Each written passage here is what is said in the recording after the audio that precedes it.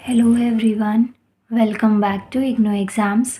आज हम इग्नो के course BPAS 186 stress and time management करेंगे। यहाँ पे देखिए, ये जो बुक है आपकी, इसमें इन टोटल 10 ब्लॉक्स हैं, 10 यूनिट्स हैं, जिसे 3 ब्लॉक्स में डिवाइड किया गया है। और इसका मैं ब्लॉक 1 पूरा कंप्लीट करवा चुकी हूँ, जिसकी दोनों यूनिट्स मैंने करवा दी हैं। ब्लॉक 3 की चारों यूनिट्स मैं अपलोड कर चुकी हूँ चैनल की प्लेलिस्ट में। जाके आप BPAS 186 के नाम से जो मैंने प्लेलिस्ट क्रिएट करी हुई है, उसमें आप देख लीजिएगा। आपको इस बुक से रिलेटेड सारी वीडियोस मिल जाएंगी, जितने भी इम्पॉर्टेंट क्वेश्चंस हैं, जो भी यूनिट्स मैंने अपलोड करी हैं, वो सब कुछ। अभी मैं आपको इसका सेकेंड ब्लॉक करवा रही हूँ, और सेकेंड ब्लॉक की यूनिट 3 मैंने कंप्लीट करवा दी है। यूनिट 4 का भी एक पार्ट करवा दिया है। आज हम इसका यूनिट 4 का सेकेंड पार्ट कंप्लीट करेंगे। सो यूनिट 4 स्टार्ट करते हैं। Work place stress major causes. तो ये क्या क्या हो सकते हैं, यहाँ पे आप देखिए एक चीज़। आपके पास में ये जो बुक है ना, इसमें 2 चेक योर प्रोग्रेस दे रखे हैं इसी यूनिट के, यूनिट 4 के। फर्स्ट इसका चेक योर प्रोग्रेस मैं करवा चुकी हूँ। अभी हम इसका चेक योर प्रोग्रेस 2 करेंगे, जिसमें आपको 3 क्वेश्चंस दे रखे हैं, और ये तीनों के मैंने यहाँ पे पेज नंबर लिख दिए हैं। अगर आपके पास में बुक है तो आप यहाँ से पेज नंबर ओपन कर सकते हैं, और अगर आपके पास में बुक नहीं है तो आप वीडियो को पॉज करके इन आंसर्स को कंप्लीट कर सकते हैं। इसके अलावा जो इग्नो की बुक्स है ना, उसमें आपकी हेल्प के लिए एक बहुत अच्छे तरीके से काम किया हुआ होता है। यहाँ पे यूनिट के लास्ट में आपको चेक योर प्रोग्रेस के कुछ आंसर्स दे रखे होते हैं। ये आंसर ना एग्ज़ाम पर्सपेक्टिव से तो कंप्लीट नहीं होते हैं, इनफ नहीं है, लेकिन हाँ, इसकी हेल्प से, जो इसमें की पॉइंट्स दे रखे होते हैं ना, इसकी हेल्प से आप अपने आंसर्स को ज़रूर कंप्लीट कर सकते हैं। इनको देख के ना आपको आइडिया लग जाएगा कि हाँ, आपको आंसर में किन किन पॉइंट्स को इंक्लूड करना है, क्या क्या इंपॉर्टेंट फैक्टर्स हैं जो आपको पढ़ने हैं। तो इस चीज़ में ये आपके लिए काफ़ी ज़्यादा बेनिफिशियल होते हैं। सो आज की वीडियो स्टार्ट करते हैं। चेक योर प्रोग्रेस 2 का मैं फर्स्ट क्वेश्चन आपको करवाऊंगी। क्वेश्चन है, देखिए, explain the psychological consequence of work place stress. जो वर्क प्लेस स्ट्रेस होता है ना, जैसे कि आप किसी भी ऑर्गेनाइजेशन में काम करते हैं, कहीं पे भी आप एज अ एम्प्लॉय वर्क कर रहे हैं, तो वहाँ पे आपको क्या क्या साइकोलॉजिकल कॉन्सिक्वेंस होते हैं आपके वहाँ पे वर्क प्लेस स्ट्रेस के। आंसर आपको मिलेगा पेज नंबर 47 पर। देखते हैं पेज नंबर 47 इसका। ये देखिए, ये रहा पेज नंबर 47। सो यहाँ पे दे रखा है consequence of stress. Question number 1 मैंने यहाँ मार्क कर दिया है। इसमें हमें ना बहुत सारे वो दे रखे हैं, आपको बहुत सारी वजह दे रखी हैं। यहाँ पे आपको स्ट्रेस के बहुत सारे कॉन्सिक्वेंस दे रखे हैं। जैसे फर्स्ट जो है ना, वो आपको फिजियोलॉजिकल कॉन्सिक्वेंस दे रखा है, और नेक्स्ट यहाँ पे आपको साइकोलॉजिकल दे रखा है। तो इन दोनों में आपको कन्फ्यूजन नहीं होनी चाहिए। जो क्वेश्चन में आपसे पूछा गया ना, आपको बस वही वाला स्ट्रेस अभी डिफाइन करना है। और अगर आपके पास में बहुत टाइम है, आपने बाकी चीज़ें पढ़ ली हैं, तो आप इसके सारे कॉन्सिक्वेंस भी पढ़ सकते हैं। यहाँ पे देखिए, क्वेश्चन में हमें ना साइकोलॉजिकल कॉन्सिक्वेंस पूछा गया है, तो इसका आंसर हमारा सेकंड पार्ट में मिलेगा आपको, psychological consequence of work place stress.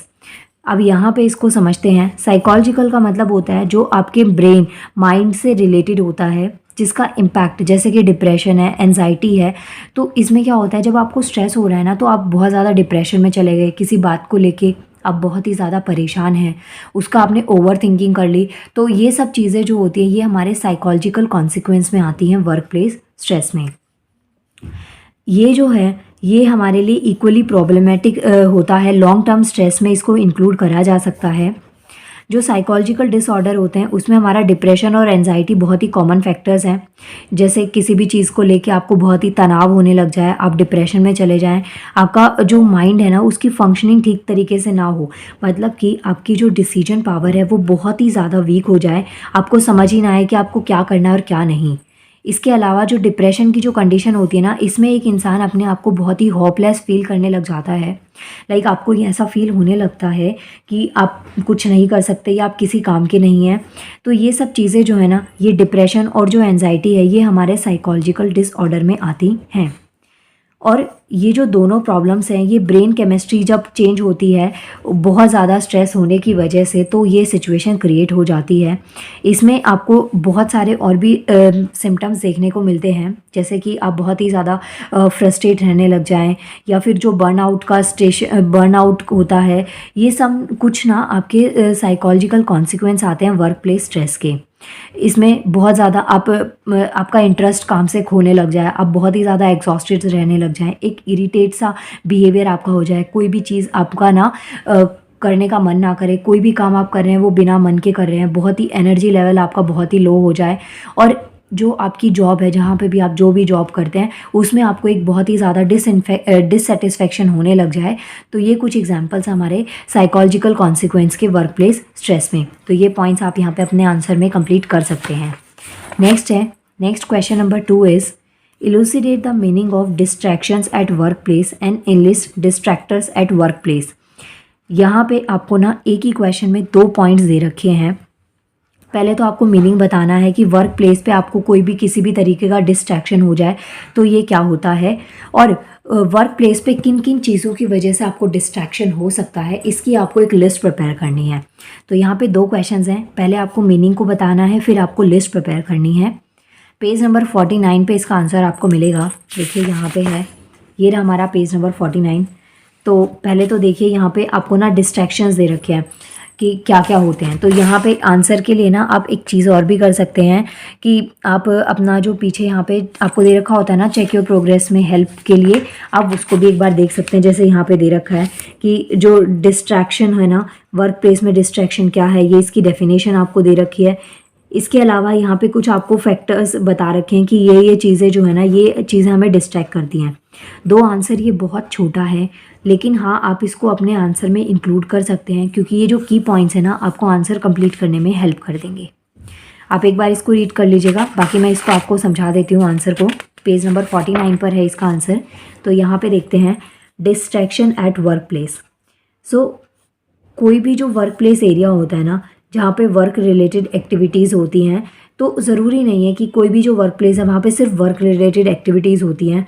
उसके अलावा बहुत सारे ना हमारे सोशल होने के भी तरीके होते हैं। आप अलग अलग लोगों से वहाँ पे मिलते हैं, कहीं पे भी किसी भी ऑर्गेनाइजेशन में आप काम करते हैं, तो आप एक चीज़ वहाँ पे देखते हैं कि अलग तरीके से, मतलब कि अलग अलग कल्चर से, डिफरेंट कल्चर से सेपरेट जो उनके कस्टम्स होते हैं, रिचुअल्स होते हैं, वहाँ से लोग आते हैं और उनके साथ में आपको इंटरेक्शन का चांस मिलता है। सबका बिहेवियर, सबका वे ऑफ पॉइंट और पर्टिकुलर पॉइंट पे सोचना, किस काम को किस तरीके से करना है, तो उसमें बहुत सारी वेरिएशंस आपको देखने को मिलती हैं। Human by nature are the social animal and the workplace become a second home to many due to the amount of time spent there. जो भी आपका वर्क प्लेस ऑर्गेनाइजेशन होता है, जहाँ पे भी आपको काम करना होता है, तो वहाँ पे ज़्यादा भी नहीं ना तो कम से कम भी आपके 10 to 12 आवर्स वहीं पे चले जाते हैं। तो इट मीन्स आप अपने 24 आवर्स में से अपना जो हाफ टाइम है ना, आप वो वहाँ पे देते हैं। अब इसके अलावा जो टाइम बचता है ना, वो आपका कुछ टाइम सोने में, कुछ खाने पीने में, और जो आपकी बेसिक जो एक्टिविटीज़ होती है, नीड्स होती है, उसको पूरा करने में चला जाता है। तो इन शॉर्ट आपका जो पूरे दिन का जो मैक्सिमम टाइम होता है ना, वो वर्क प्लेस स्ट्रेस में जाता है।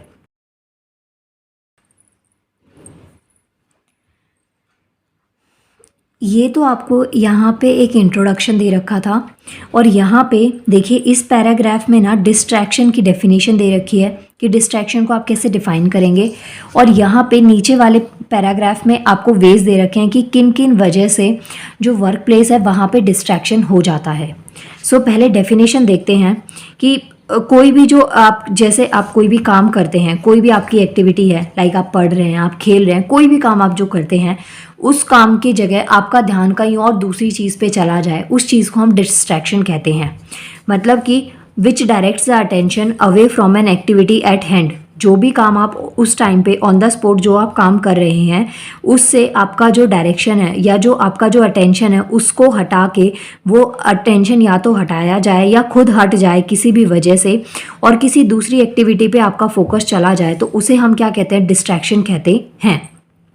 अब डिस्ट्रैक्शन जो है वो अनप्रिडिक्टेबल होता है और अनकंट्रोलेबल भी हो सकता है बहुत बार। जैसे कि आप सपोज आप ये माइंड सेट करके बैठे हैं कि आपको पढ़ना है, लेकिन कई बार सिचुएशन ऐसी अनएक्सपेक्टेड हो जाती है कि आपको किसी भी चीज़ की वजह से ना चाहते हुए भी आपको अपनी बुक छोड़ के उठना पड़ सकता है।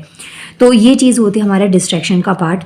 इसके अलावा जैसे नॉइस हो गया, बहुत ज़्यादा शोर हो रहा है, किसी चीज़ को लेके आप बहुत ज़्यादा स्ट्रेस्ड हैं, या फिर आपका जो इनफॉर्मल कन्वर्सेशन हो गया ना किसी भी कलीग के साथ में, आपके जो भी आप किसी भी ऑर्गेनाइजेशन में एज अ एम्प्लॉय वर्क करते हैं, तो जो आपके बाकी की टीममेट्स होते हैं उनके साथ में कोई आपका इनफॉर्मल कन्वर्सेशन हो जाए, या फिर कोई किसी चीज़ को लेके एंजाइटी हो जाए और आप बहुत ही ज़्यादा गुस्से में हो जाएं। अगर आप शॉर्ट टेम्पर्ड है तो चीज़ों को लेके आप बहुत ओवर थिंकिंग कर लेते हैं। तो ये सब चीज़ें हमारे डिस्ट्रैक्शन की एक वजह होती हैं। इसके अलावा डिस्ट्रैक्शन एट वर्क प्लेस के लिए बहुत ज़्यादा लार्ज नंबर ऑफ स्टडीज़ हुई हैं, जिसकी वजह से हमें ये एक कंक्लूजन मिला है कि ये चीज़ों की वजह से आपको वर्क प्लेस पे डिस्ट्रैक्शन हो सकता है। तो यहाँ पे इसको मैं अंडरलाइन कर देती हूँ। डिस्ट्रैक्शन एट वर्क प्लेस, इसमें बहुत सारे फैक्टर्स वर्क करते हैं जो मैंने ऊपर भी आपको बताए थे। जैसे कि नॉइज़, बहुत ज़्यादा शोर है, आप पढ़ने का ट्राई कर रहे हैं और आपके यहाँ पे जहाँ पे भी आप पढ़ रहे हैं ना वहाँ पे बहुत ज़्यादा शोर होने लग जाए म्यूज़िक सिस्टम से, या फिर आंटियाँ लड़ने लग जाए, कोई भी किसी भी तरीके का शोर हो जाए जो आपको डिस्टर्ब कर दे। तो सबसे पहला तो नॉइस हो गया, एंजाइटी है, स्ट्रेस है, किसी भी चीज़ को लेके हो सकता है, टेम्परेचर है, बहुत ज़्यादा गर्मी, बहुत ज़्यादा ठंड में भी हमसे नहीं पढ़ाई होती है, पुअर अप्रेजल है, पुअर ऑर्गेनाइजेशनल पॉलिसीज़ हैं। तो ये सब कुछ फैक्टर्स हैं जो वर्क करते हैं इस चीज़ के लिए कि आपको वर्क प्लेस पे किस तरीके से डिस्ट्रैक्शन हो सकता है। इसके अलावा इंटरनल के अलावा कुछ एक्सटर्नल फैक्टर्स भी आपको दे रखे हैं, जैसे कि टेक्नोलॉजिकल इंफ्रास्ट्रक्चर हो गया, ऑर्गेनाइजेशन की कुछ पॉलिसी हैं, इंडोर एनवायरनमेंट है जो आपका जहाँ पे भी आप हैं वहाँ पे वो एनवायरनमेंट इतना अच्छा नहीं है कि वहाँ पे आप अपने काम पे फोकस कर पाएँ, अलग अलग तरीके की डिस्टर्बेंस है वहाँ पे। तो ये कुछ आपके एग्जाम्पल्स हो जाते हैं। तो अब यहाँ पे आप देखिए कि इस आंसर को 2 पार्ट्स में डिवाइड किया गया है और दोनों ही पार्ट्स आपको समझ आने चाहिए। पहले तो आप डिस्ट्रैक्शन की डेफिनेशन लिखेंगे, ये थोड़ा आपका इंट्रोडक्शन है, फिर यहाँ पे आपको डेफिनेशन दे रखी है और यहाँ पर आपको वेज दे रखे हैं कि इन तरीक़ों से, इन वेज की वजह से आपको जो डिस्ट्रैक्शन होता है और क्या क्या जो प्रॉब्लम्स हैं, क्या क्या तरीके हैं जिसकी वजह से वर्क प्लेस पे डिस्ट्रैक्शन हो जाता है। ये हो गए आपके 2 आंसर्स। थर्ड क्वेश्चन देखते हैं यहाँ पे, describe the preventative stress management. Preventative stress management को डिफाइन करना है। पेज नंबर 50 पे आपको इसका आंसर मिलेगा। तो देखिए प्रिवेंटेटिव स्ट्रेस मैनेजमेंट में आंसर आपको यहाँ पे मिल जाएगा, मेन हेडिंग ही आपको दे रखी है, बुक में आप देख सकते हैं, प्रिवेंटेटिव स्ट्रेस मैनेजमेंट। अब यहाँ पे जो ये है ना, इसको 3 स्टेजेस में डिवाइड किया गया है। फर्स्ट हो गया प्राइमरी, सेकेंडरी और टर्शरी। तो यहाँ पे हमारे पास में 3 सेक्टर्स दे रखे हैं, प्राइमरी, सेकेंडरी और टर्शरी। इनका जो मेन एम होता है प्राइमरी प्रिवेंशंस का, वो क्या होता है, रिड्यूस करना, मॉडिफाई करना और एलिमिनेट करना।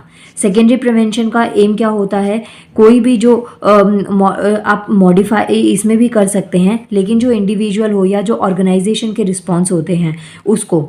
नेक्स्ट वन जो है हमारा, जिस चीज़ की जो प्रॉब्लम है उसको हील करना, या जो स्ट्रेस हो गया उसको हील करना, वो हमारा टर्शरी प्रिवेंशन के अंदर आता है। तो यहाँ पे आप इस आंसर की हेल्प से इसको कंप्लीट कर सकते हैं। जैसे कि आपने सबसे पहले ना कोई भी जो प्रॉब्लम है जिस वजह से आपको वर्क प्लेस पे कोई भी प्रॉब्लम हो सकती है, लाइक आपके ऊपर काम का बहुत ज़्यादा बर्डन है, या फिर आपके ऊपर काम का प्रेशर ज़्यादा है और काम के प्रेशर की ज़्यादा होने की वजह से आपको ये दिख रहा है कि आपको एक गोल मिला और उस पर वो काम आपको इतने कम टाइम में करना है कि आपके पास में उसका टाइम बहुत कम है।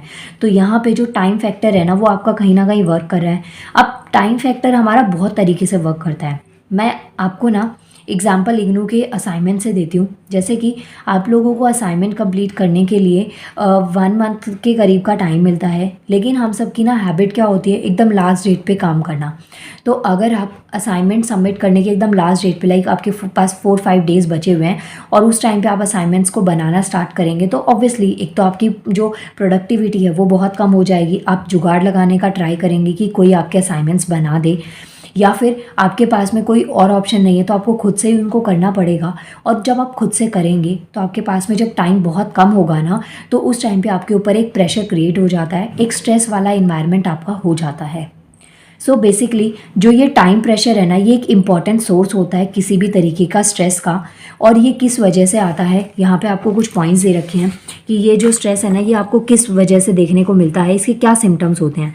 तो एक तो हो गया पुअर टाइम मैनेजमेंट, या अपने जो डेडलाइन है उसको मिस कर दिया, काम बहुत ज़्यादा हो गया, या फिर जो रेस्ट टाइम था वो इनसफिशिएंट था। तो ये कुछ वजह हो सकती हैं। आप अपने गोल को लेके बहुत ज़्यादा सीरियस नहीं है, या फिर जो आपकी लेजर टाइम की एक्टिविटीज़ हैं उसको आपने ओवर कर दिया। जैसे कि आप यूट्यूब पे शॉर्ट्स देखने लगे, आप देखते रहे और आपका टाइम कैसे निकल गया आपको पता ही नहीं चला हो। तो ये कुछ हमारे पास में सिचुएशंस आती हैं जिसकी हेल्प से आप अपने आंसर को कंप्लीट कर सकते हैं। अगर आपके पास में बुक नहीं है, वीडियो को पॉज करिए, अच्छे तरीके से इनको रीड करिएगा। और देखिए अभी जितना टाइम है आपके एग्ज़ाम में, तो आप अपने नोट्स को भी प्रिपेयर कर सकते हैं। जो भी आपके आंसर्स हैं हर एक चैप्टर से, जितने आपके यूनिट्स दे रखे हैं उससे जो आपको ऐसे क्वेश्चंस को पिक करना है जो पूरे चैप्टर को कवर अप कर रहे हो। तो ऐसे हर एक यूनिट से टोटल 10 यूनिट्स हैं। अगर आप हर यूनिट से 20 क्वेश्चन भी करते हैं, सॉरी 20 तो ज़्यादा बोल दिए मैंने, अगर आप हर यूनिट से 2 से 3 क्वेश्चन भी करते हैं तो 10 में से आपके 32 क्वेश्चन इन टोटल हो गए। और इतना होता है कि इससे ज़्यादा बाहर से क्वेश्चन आपके नहीं आ सकते हैं अगर आप इतना अच्छे से प्रिपेयर करते हैं तो। बाकी आप जैसे भी प्रिपरेशन कर रहे हैं, अपनी प्रिपरेशन को बूस्ट करिए, बहुत ज़रूरत है आप लोगों को इसकी इस वक्त। नाउ मिलते हैं नेक्स्ट वीडियो में, जिसमें अभी देखिए यूनिट 3 हो गई हमारी कंप्लीट, यूनिट 4 हो गई। नेक्स्ट वीडियो में हम यूनिट 5 करेंगे, poor time management effects on job performance. अगर आपने लास्ट तक वीडियो देखी और वीडियो को लाइक नहीं किया है तो प्लीज़ लाइक कर दीजिएगा। इसके अलावा चैनल को सब्सक्राइब कर लीजिएगा और बेल आइकन को प्रेस करना नहीं भूलना है, जिससे कि आपको वीडियोज़ की नोटिफिकेशन टाइम टू टाइम मिलती रहे। नाउ मिलते हैं नेक्स्ट वीडियो में। Thank you so much.